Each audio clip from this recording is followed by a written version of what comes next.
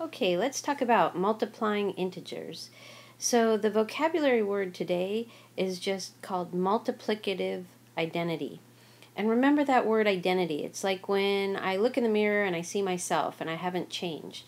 Well, for multiplicative identity, it's when you multiply by 1. So, for example, 7 times 1 gives us 7. Okay, let's multiply integers. Now, what you want to look for is the numbers, do they have the same sign or do they have different signs? Okay, let's talk about the same sign. So either they're both positive, like positive 3 times positive 5 gives us positive 15, or the same sign could mean they're both negative. Negative 4 times negative 6 gives us positive 24. So the product of two integers with the same sign is always positive. And I like to use this little happy face example. So the same sign means their eyes are the same. So here the eyes are both the same, they're both positive, so it makes the little guy happy. Here their eyes are the same, they're both negative, and it makes the little guy happy. So when the signs match, or they're the same, your answer is positive. Now, the product of two integers with different signs is always negative. So, for example, positive 3 times negative 5 gives us negative 15. Or negative 4 times positive 6 gives us negative 24. If the signs are different, your product is negative. And I like the little visual here with the happy faces. Since their eyes don't match, they're unhappy. The eyes don't match, they're unhappy. Example 1, multiplying integers.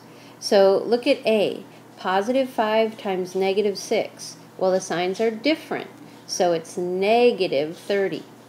Look at B, negative 2 times negative 3. The signs are the same, so it's positive 6. Look at example C. Even when we multiply three numbers, let's just do the first two. Negative 9 times positive 4. Well, the signs are different, so that gave us negative 36. Now we have negative 36 times negative 2. The signs are the same, so we get a positive 72. Take a look at example 2, finding powers of integers. Look at example A with me. Notice how the negative 2 is inside the parentheses, so it's negative 2 to the third power. So I want you to notice how they wrote it out. Negative 2 in parentheses, negative 2 in parentheses, negative 2 in parentheses. Whatever's in the parentheses, you have to copy that many times. And now I'm going to do the first two numbers. So negative 2 times negative 2, the signs are the same, so I get positive 4. Positive 4 times negative 2, the signs are different, so I get negative 8 as my answer. Now look at example B. See how there's a negative in front of the 2, but there are no parentheses? Well, I want you to notice something. We just copy the negative one time, and then I write the 2 1, 2, 3 times. So I put the negative just once, and then I write the 2 3 times. So now I'm going to do the first two numbers. Negative 2 times positive 2. The signs are different, so I get negative 4. Negative 4 times positive 2, the signs are different, so I get negative 8. Okay, let's look at the guided practice. Find the product. The big idea, just think about, are the signs the same or different? If they're the same, we're going to have positive. If they're different, we're going to have a negative answer. So take a look at number 1. Negative 8 times 7. The signs are different, so it's negative 56. On number 2, 9 times negative 4. The signs are different again, so we get negative 36. On number 3, we have negative 7 times negative 12. The signs are the same, so we get a positive 84. On number 4, I'm just going to do the first two numbers first. So negative 2 times negative 10, the signs are the same, so we get positive 20. And now positive 20 times negative 9, the signs are different, so we get negative 180. Now, look at these next examples. It says find the power. My hint to you is always write it out first. Before you tell me the answer, write it out. So take a look at number 5. Notice how the negative 3, the base, is in parentheses to the third power. So I copied negative 3 in parentheses 3 times. So now let's do the first two. Negative 3 times negative 3. The signs are the same, so I get positive 9. positive 9 times negative 3, the signs are different, so I get negative 27. Take a look at number 6, and notice how there are no parentheses. It's just negative 3 to the third power.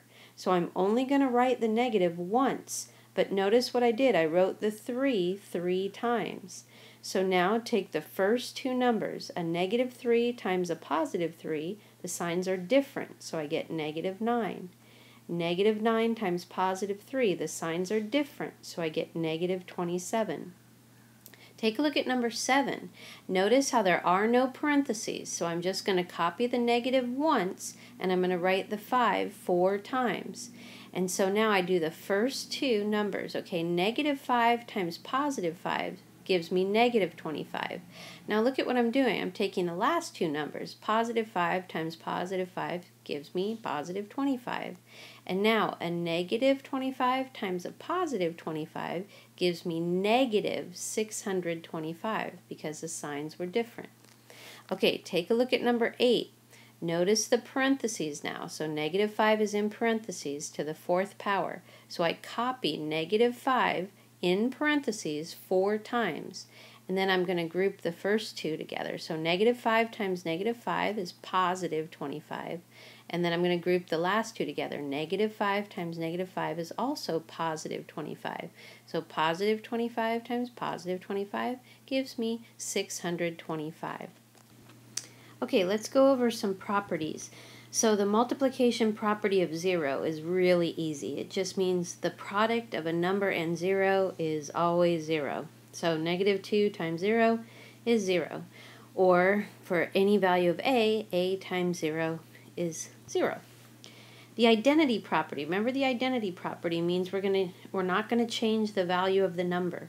So the product of a number and 1 is always that same number. So 7 times 1 gives us 7, or a times 1 gives us a. The closure property just means any integer times another integer always has to give us an integer as an answer. So it says using the properties, find the product. So 21 times 1 equals 21. Well, since I got the same number back, that's the identity property of multiplication. And negative 8 times 0 equals 8. That's just a multiplication property of 0. Okay, this guided practice wants us to do two things. We have to find the product and then identify any properties that we used. Well, 9 times 0 is just 0. And anytime we get that answer of 0 by multiplying, it's the multiplication property of 0. And look at number 10. Negative 7 times 1 equals negative 7. Well, since we got that number back, that's the identity property of multiplication. And then on number 11, negative 12 times 0 gave us 0. Well, that's a multiplication property of 0. And then number 12, 1 times negative 16, well, that'll give us negative 16. That's the identity property of multiplication.